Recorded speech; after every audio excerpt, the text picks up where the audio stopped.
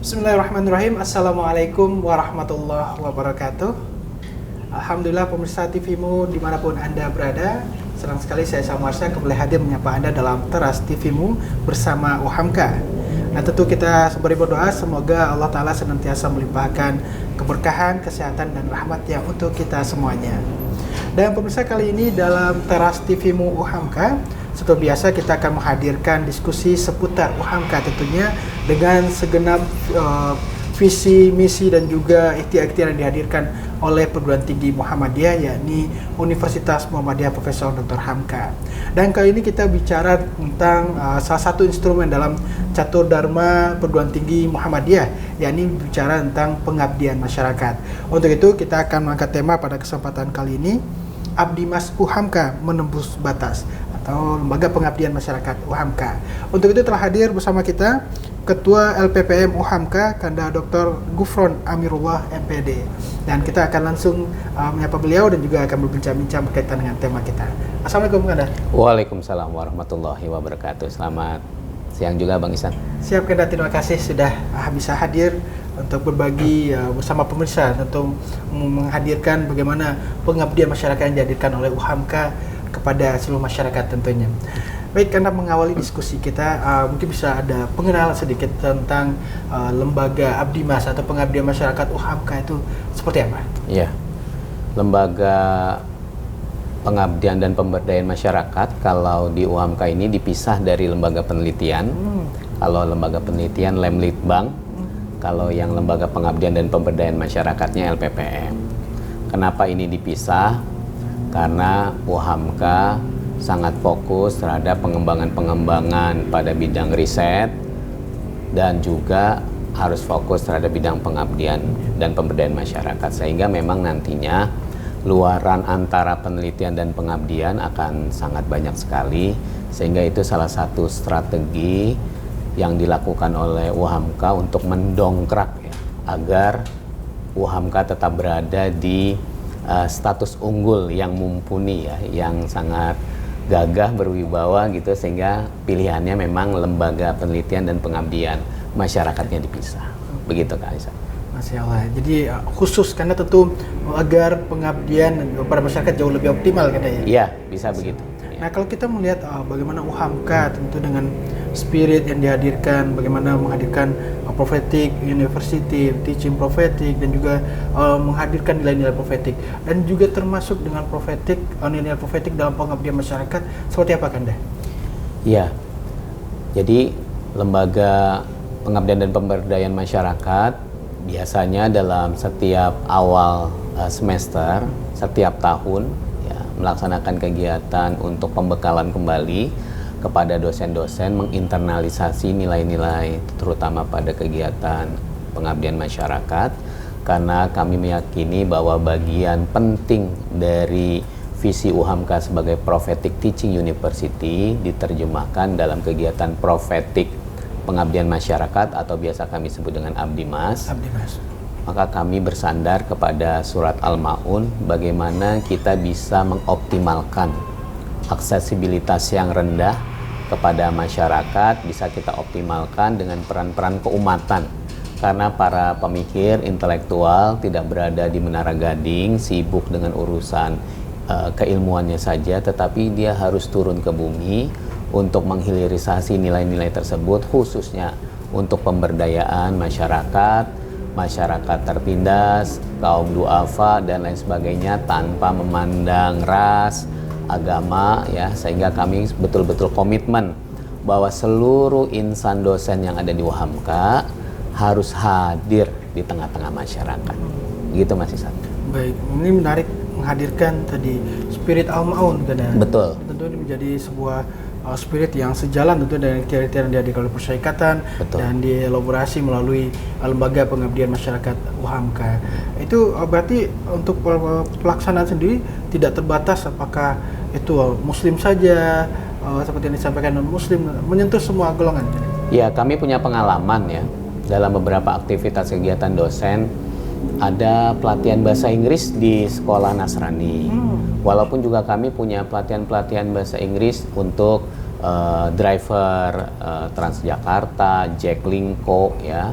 ada juga di daerah-daerah kumuh dan lain sebagainya. Karena kami berpendapat bahwa kegiatan pengabdian ini selain pengab, ya, tapi dia juga menghadirkan dian, cahaya-cahaya baru. Nah, oleh karena itu memang pada saat kita melaksanakan kegiatan refresh program gitu ya untuk seluruh dosen-dosen UHAMKA dalam berbagai macam aktivitas, workshop, pelatihan, kita selalu menekankan bahwa misi Rahmatan lil Alamin Muhammadiyah harus berjalan dalam kegiatan-kegiatan pengabdian masyarakat. Itu yang paling penting ini. Ya, betul. Misi Rahmatan lil Alamin. Dan nanti kita juga akan ulas dalam kaitan dengan beberapa mungkin bentuk konkret dari pengabdian masyarakat yang dihadirkan oleh UHAMKA sendiri. Nah, kalau kita coba mengulik kembali fungsi dari pengabdian masyarakat itu seperti apa sih? Fungsi pengabdian masyarakat kalau untuk dosen yang pertama dia merupakan hilirisasi dari keilmuan yang bersangkutan. Nanti dipadu dengan multidisiplin dari berbagai macam program studi. Dosen-dosen di UHAMKA sudah terbiasa untuk berkolaborasi antar multidisiplin ilmu sehingga ketika kita melaksanakan kegiatan pengabdian bahwa itu memang merupakan kumpulan dari berbagai keterampilan keilmuan. Yang kedua, dia bisa berfungsi sebagai syiar dakwah. Syiar dakwah. UHAMKA berkomitmen bahwa syiar dakwah harus terus berjalan dalam segala lini. Yang paling efektif adalah melalui kegiatan pengabdian masyarakat. Yang ketiga, penting sekali bahwa kegiatan-kegiatan yang dimiliki oleh UHAMKA di kampus ya dalam berbagai macam aktivitas dosen dan mahasiswanya dia harus disiarkan ke masyarakat. Maka program pengabdian masyarakat menjadi pintu masuk untuk promosi. Nah, saya pikir catatan-catatan inilah yang akhirnya menjadikan kegiatan pengabdian masyarakat merupakan salah satu etalase terbaik yang dimiliki oleh kampus untuk dilihat orang lain. Dia menjadi nilai-nilai kebaikan yang dimiliki oleh UHAMKA, yang dimiliki oleh Persyarikatan Muhammadiyah, agar masyarakat bisa paham bahwa sesungguhnya banyak kebaikan yang masih dilakukan oleh kaum intelektual, khususnya dari dosen dan mahasiswa. Kami berkewajiban dosen-dosen harus mengikutsertakan mahasiswa dalam kegiatannya. Nah, mudah-mudahan kegiatan ini bisa memantapkan diri ya, bahwa kegiatan promosi bisa masuk lebih mudah. Demikian. Baik, ini juga akan kita ulas di segmen berikutnya karena melihat urgensinya ada pengabdian masyarakat itu, apalagi sinergi dosen dan mahasiswa. Mahasiswa diwajibkan untuk ikut serta melakukan pengabdian masyarakat. Dan seperti yang disampaikan, menjadi garda terdepan menghadirkan wajah kampus di tengah masyarakat dan juga tentu persyarikatan. Betul. Baik, kita akan kembali saja jeda berikut. Pemirsa tetap bersama kami dalam Teras TV. Pemirsa, terima kasih Anda masih bersama kami dalam Teras TV-mu bersama UHAMKA dengan tema kita Abdi Mas UHAMKA Menembus Batas. Sebuah cita-cita besar tentunya dalam rangka menghadirkan wajah UHAMKA dan juga persyarikatan di tengah masyarakat dengan agenda pengabdian masyarakat bersama seluruh sivitas akademika UHAMKA. Dan kita masih bersama dengan Kanda Dr. Gufron Amirullah MPD, Ketua LPPM UHAMKA. Ada tadi kita sudah melihat bagaimana fungsi dari pengabdian masyarakat. Kalau kita kembali mengulik berkaitan dengan urgensi pentingnya pengabdian masyarakat di konsivitas akademika ini, seperti apa kan? Yes. Kalau setiap dosen itu kan memiliki kapasitas keilmuan yang mumpuni ya dalam bidangnya masing-masing. Penting untuk mengimplementasikan keilmuan-keilmuan tersebut untuk masyarakat agar dia bisa menjadi amal ilmiah. Oleh karena itu, maka setiap dosen UHAMKA memiliki kesadaran untuk melaksanakan kegiatan pengabdian masyarakat. Itu poin yang pertama, yang paling penting. Cita-cita luhur setiap dosen adalah mengabdikan dirinya untuk masyarakat. Yang kedua adalah mempromosikan kampus secara intens. Promosi-promosi yang dilakukan tidak hanya sekedar dengan jargon-jargon, tetapi kami secara implementatif memberikan bekal kepada masyarakat agar nantinya diharapkan masyarakat bisa terjadi perubahan perilaku ya. Harapan kami yang paling utama adalah masyarakat dapat memiliki kapasitas kehidupan yang lebih baik, memiliki pendapatan yang meningkat, sehingga akhirnya kami bisa berharap bahwa kefakiran bisa berkurang dari aktivitas yang dilakukan dengan tetap bernuansakan pada asas promosi. Yang ketiga, hal yang sangat baik untuk kita laksanakan adalah ketika pengabdian masyarakat ini dijadikan sarana dakwah. Tanpa kita sadari bahwa masyarakat-masyarakat di tepi-tepi Jakarta misalnya, ya, memiliki rasa haus untuk menikmati keilmuan, namun juga ingin memperoleh sentuhan-sentuhan spiritualitas. Kalau pengalaman-pengalaman kami melihat di berbagai daerah ya, yang kita kunjungi, yang kami kunjungi, bahwa ketika kehadiran dosen-dosen UHAMKA di tempat-tempat tersebut, maka mereka merasakan bahwa selain mendapatkan pengetahuan yang baru, keterampilan yang baru, tetapi juga ada sentuhan keagamaan. Saya pikir Muhammadiyah tidak boleh hilang, ya, tidak boleh lepas dari peredaran sendi-sendi di kehidupan masyarakat, khususnya dalam dakwah itu sendiri. Nah, yang terakhir, kalau seluruh dosen sudah memiliki kesadaran yang baik, ya, semuanya bercita-cita untuk mengabdikan dirinya untuk kepentingan masyarakat, maka pada gilirannya semua tagihan-tagihan itu dalam pelaporan kami bisa meningkatkan kinerja perguruan tinggi. Sebagai catatan, tahun 2020 UHAMKA melalui kinerja pengabdian masyarakat memperoleh skor 3 ya dalam peringkat kinerja yang dilaksanakan oleh LL Dikti Wilayah 3 Jakarta. Nah, buat kami ini menjadi catatan monumen prestasi bahwa kami UHAMKA terus-menerus secara kontinu, berkelanjutan, sustainable, memantapkan diri untuk umat melalui keilmuan dosen. Masya Allah, itu menjadi salah satu prestasi yang dihasilkan dalam pengabdian masyarakat. Iya. Kita juga akan ulas juga nantinya prestasi ini karena kalau bicara soal alur baik dari kaitannya dengan secara teknis pengabdian masyarakat, nanti pola seperti apa Kanda? Baik melalui dosen dan juga kepada mahasiswa seperti apa? Kami biasanya setiap tahun ajaran ya membagi dalam 2 aktivitas termin, ada 2 batch. Nanti kami umumkan kepada para dosen bahwa kami sudah membuka batch. Jumlahnya cukup banyak ya. Setiap tahun UHAMKA untuk tahun ini ada 500 proposal ya. Betul. Yang tersebar luas di seluruh Indonesia, di Malaysia, di Thailand, di Davao, Filipina dan lain sebagainya. Luar negeri kan ya? Termasuk luar negeri. Tahun ini mungkin bulan depan akan dibuka ke Turki, Tunisia, dan lain sebagainya. Jadi harapan kami memang setelah disosialisasikan secara menyeluruh ke seluruh fakultas dan sekolah pasca sarjana, nanti dosen-dosen mengajukan proposal. Setelah mengajukan proposal, biasanya kami akan melakukan review, apakah proposal ini layak didanai atau tidak. Nah, setelah itu baru mereka dosen-dosen menerima berapa dana yang akan dilaksanakan untuk kegiatan tersebut. Yang paling akhir ini yang paling penting, Mas, bahwa mereka wajib mengumpulkan luaran, bisa berita media massa atau video, ya. Dan yang paling penting adalah artikel dari kegiatan pengabdian. Alhamdulillah dalam urusan-urusan ini UHAMKA terus konsisten, teguh melaksanakan kegiatan-kegiatannya secara prosedural ya, dengan tetap mempertimbangkan azas bergembira melalui kegiatan pengabdian masyarakat. Azas bergembira. Iya, azas bergembira. Dan ini tentu juga bukan hal yang main-main tentunya, karena tadi kita mengangkat tema Abdi Mas UHAMKA menembus batas, ternyata sudah dalam skala internasional. Ini juga luar biasa, menjadi sebuah capaian luar biasa. Nah, kalau kita melihat tadi ada kolaborasi antara dosen dan mahasiswa untuk program ini kan ya, di masyarakat. Kalau di internal, kami punya program antara dosen dan mahasiswa itu diwajibkan. Jadi setiap kelompok dosen itu minimal ada 2 mahasiswanya. Dan sekarang kami sudah melirik untuk kolaborasi kerja antar perguruan tinggi Muhammadiyah lainnya. Antar PTM. Bulan Juni nanti kami tanggal 17 Juni akan melaksanakan kegiatan KKN Bahari bersama dengan teman-teman dari Universitas Muhammadiyah Cirebon, Universitas Muhammadiyah Bogoraya, dan Universitas Muhammadiyah Kupang, Nusa Tenggara Timur. Nusa Tenggara Timur. Luar biasa kolaborasinya tentu kan ya.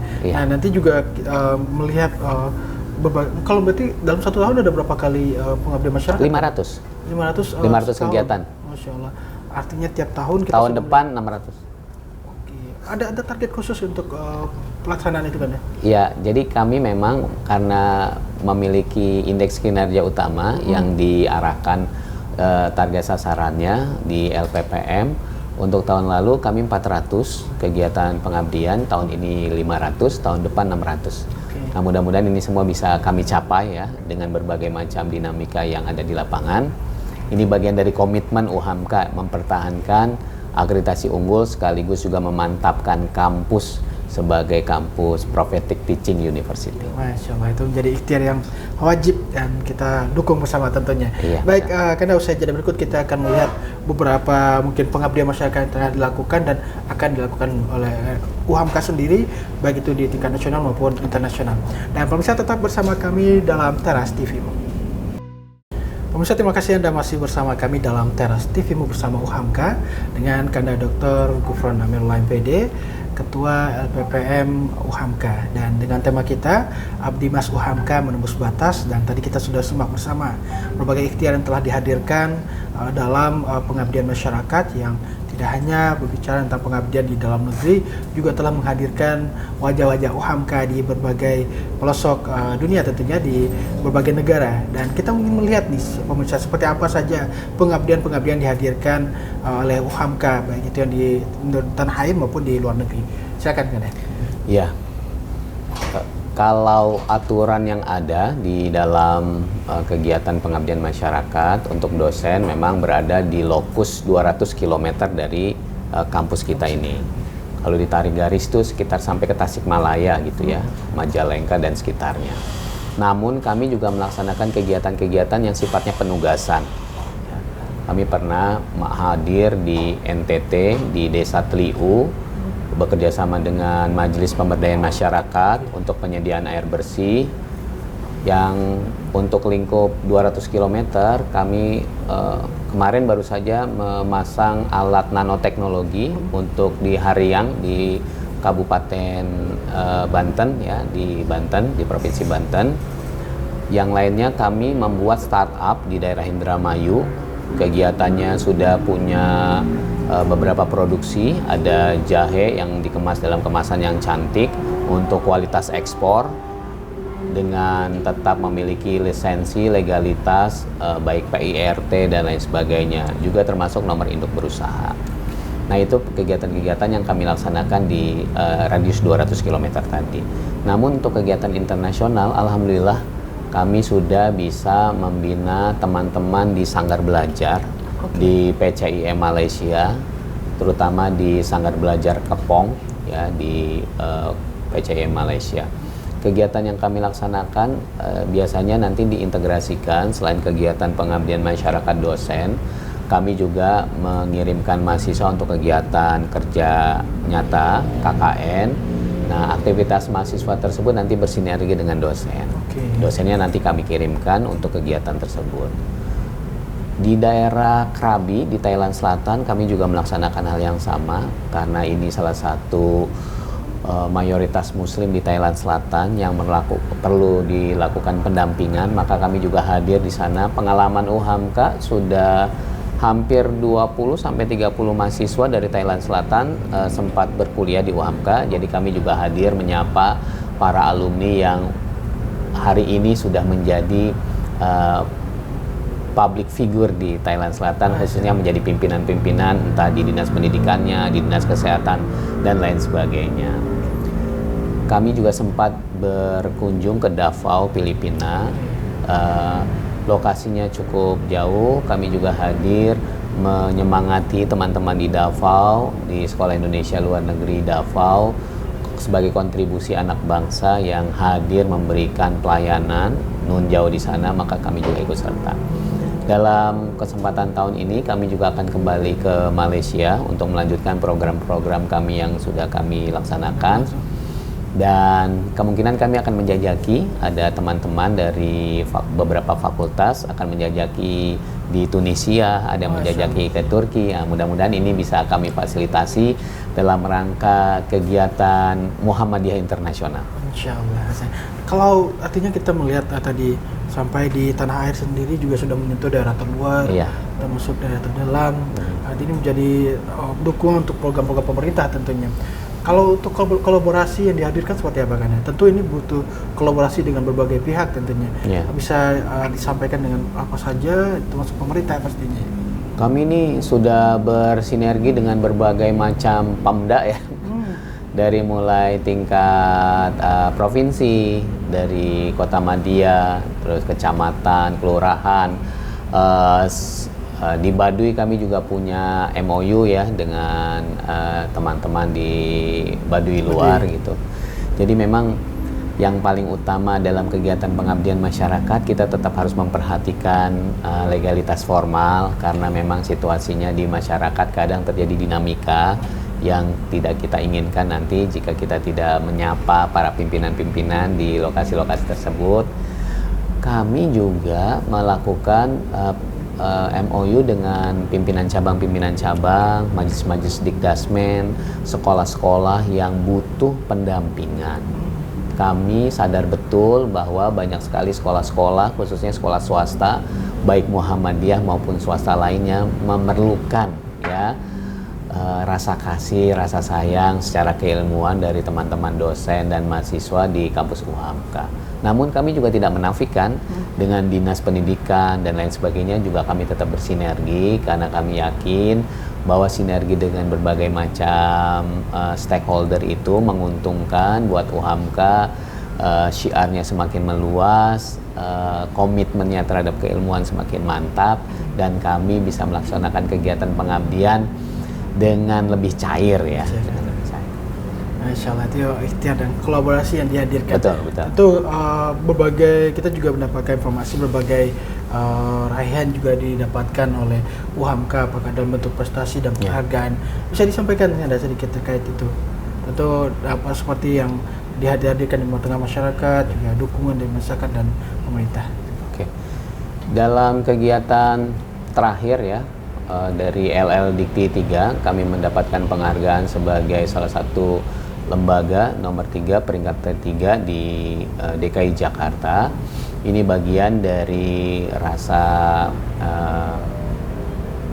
yang tinggi terhadap UHAMKA, khususnya melalui kinerja pengabdian yang UHAMKA senantiasa terus-menerus melakukan kegiatan pengabdian di tengah masyarakat. Di masa pandemi bahkan kami ya, salah satu programnya adalah membagikan sembako ya, membako seharga 1 miliar ya. Masya Allah, itu dari UHAMKA? Dari UHAMKA ya, kami menyebar begitu banyak relawan ya, yang akhirnya setiap relawan akan membagikan paket-paket sembako, karena situasinya pada saat itu kan chaos sekali ya, sehingga akhirnya memang semarak dakwah tuh terasa betul ya dengan kehadiran program tersebut. Ya, mudah-mudahan kami berharap UHAMKA terus bisa mengabdi kepada umat ya, kepada masyarakat yang memiliki aksesibilitas yang kurang dalam meraih kesejahteraan, pelayanan dan lain sebagainya. Ikhtiar menjadi prophetic teaching university semoga terwujud. Amin, insya Allah. Luar biasa, itu menjadi tadi yang kita sampaikan, bagaimana prestasi-prestasi yang dihadirkan oleh lembaga pengabdian masyarakat UHAMKA, khususnya dengan sederet pengabdian yang telah dihadirkan, tidak hanya bagi masyarakat di tanah air maupun juga bagi negara tetangga tentunya. Dan kita akan kembali di segmen terakhir. Pemirsa tetap bersama kami dalam Teras TV-mu. Alhamdulillah pemirsa, Anda masih bersama kami dalam Teras TV-mu UHAMKA bersama Kanda Dr. Gufron Amirullah MPD, Ketua LPPM UHAMKA, dengan tema kita Abdi Mas UHAMKA Menembus Batas. Kanda, tadi kita bicara tentang ikhtiar yang telah dihadirkan dalam konteks pengabdian masyarakat, dan juga berbicara tentang tadi pengabdian masyarakat di luar negeri, dan juga ini sejalan dengan spirit internasionalisasi perguruan tinggi Muhammadiyah. Atas seperti apa implementasi ini, Kanda, selain tadi yang bicara tentang pengabdian tadi?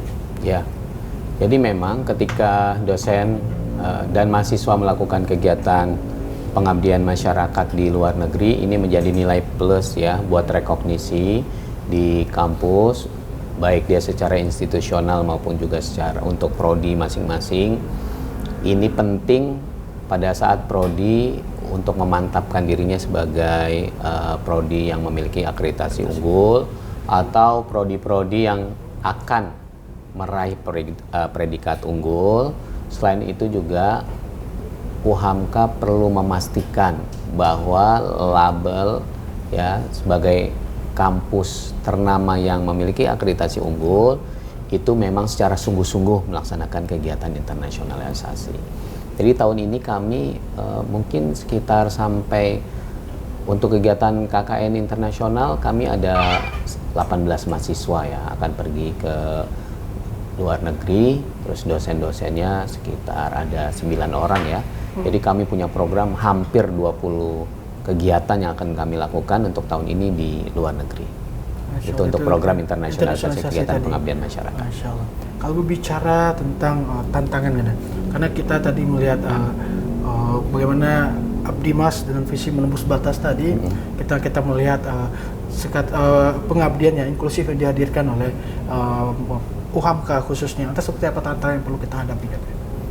Ke depan kami akan melaksanakan berbagai macam kegiatan yang sifatnya inovasi sosial.